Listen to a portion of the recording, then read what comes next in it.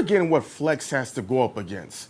When he started, it was just no hip hop station and just Channel 7. Right.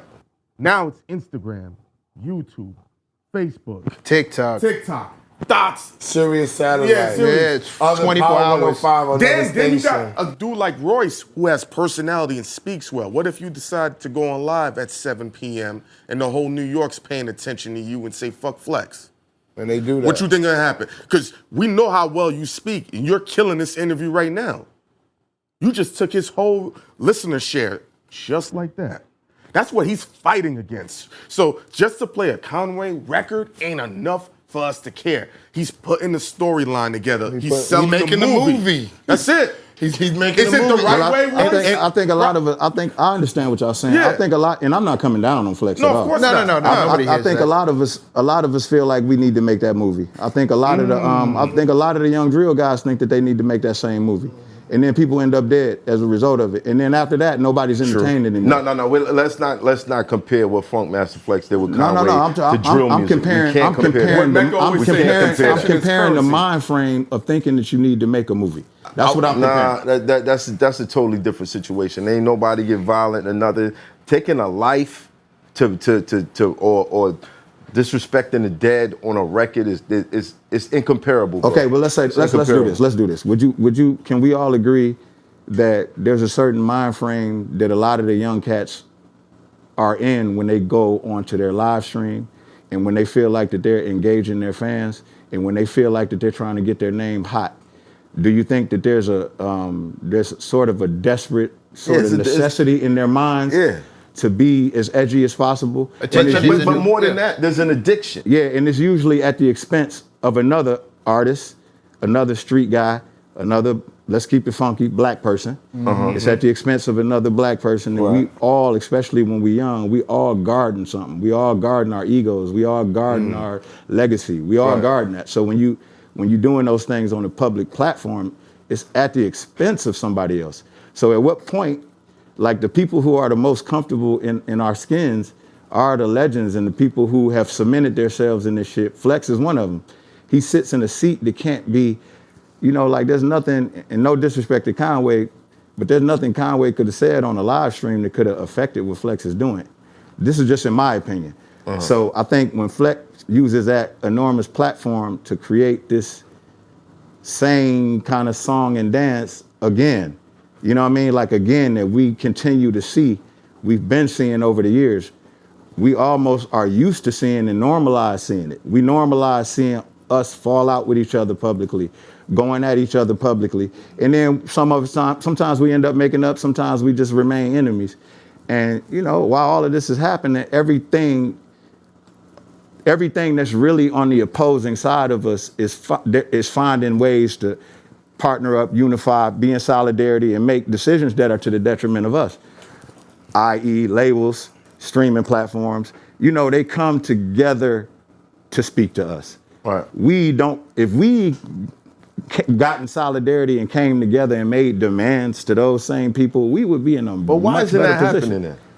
Because we already embracing individualism, opposition, being against each other. We're competing.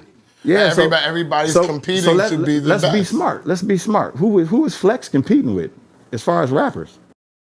As far as rappers? Yeah. You know who he's competing with? Who is he competing against? No, DJ rappers. Clue. He said as far as rappers. No, as far as rappers. No, it's not about the rappers. It's about his time slot.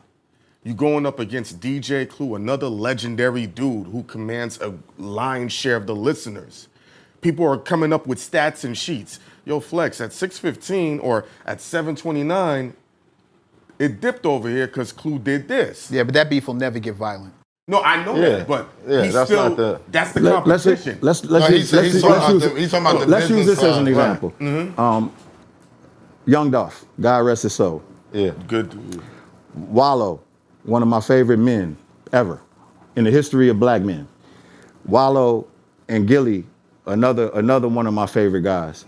They had Yo Gotti on their show, and Yo Gotti, it was according to Wallow, an amazing interview, but they had just did it, and he just felt like it would be in bad taste to drop that interview around that time while that was going on for obvious reasons. I just think when you make those kinds of decisions, the only way you can make those kinds of decisions is if you really understand our culture and the way things like that only affect us. Vlad would have dropped that.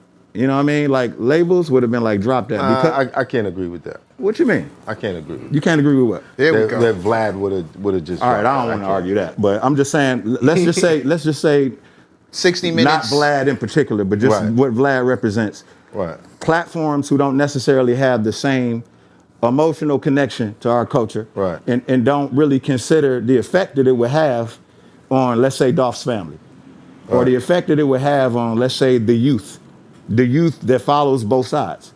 You know what I mean? Or Right. what that could turn into. What that could turn into. There's things that can happen in the comment section in terms of dialogue that can lead to murders. You know what I'm saying? Right. So I think Wallow made a cultural decision, but he made one that wasn't necessarily in the best interest of the ratings for their show. Right. But it was more so he felt like he didn't want to do anything that would be to the detriment of the culture. And I just feel like guys like Flex and Clue, all these guys, I feel like that they have the same responsibility. You have the same. Do you feel like that was your stance in the Mickey Factz and Lupe fiasco situation? Which part? As far as not wanting to carry it on. Yeah, I mean, I got to a point in that where I was able to identify with the role that I played in it. I'm still not happy with the role that I played in it.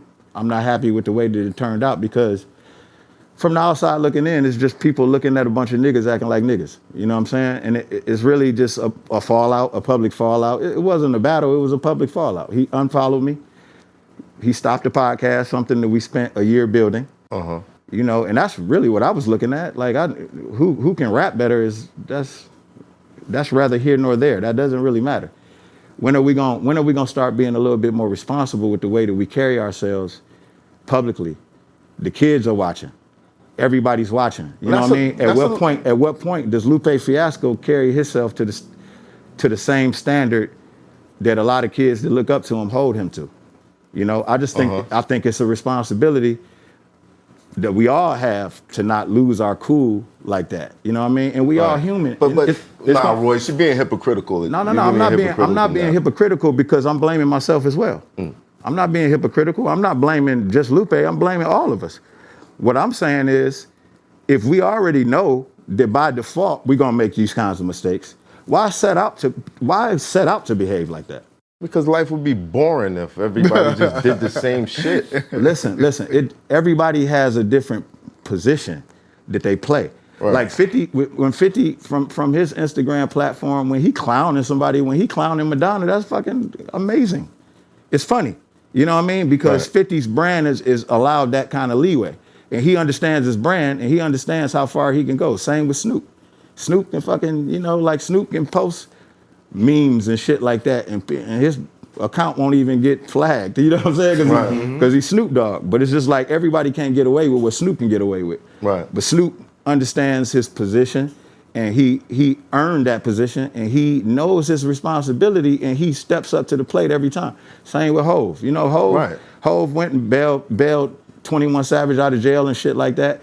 He did what Hov is not responsible for doing, but when he did it, it's like, man, that's why Hov is Hov. Right. I wouldn't have expected it to come from anybody else. But those decisions and that mindset is complemented by the success.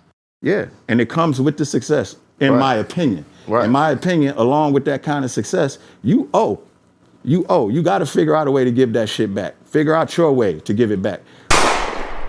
This trapper turn smack rapper. Only smack rapper that you know is smack rappers. Got bars, I can hang with the backpackers. Trap star, I don't hang with the backpackers. I'm in the hood with the work, you heard. Making fiends leave earth, you heard. Got your baby mama thirst, you heard. Feel the flow, nigga, throw it in reverse. This the wave you need to surf, you heard.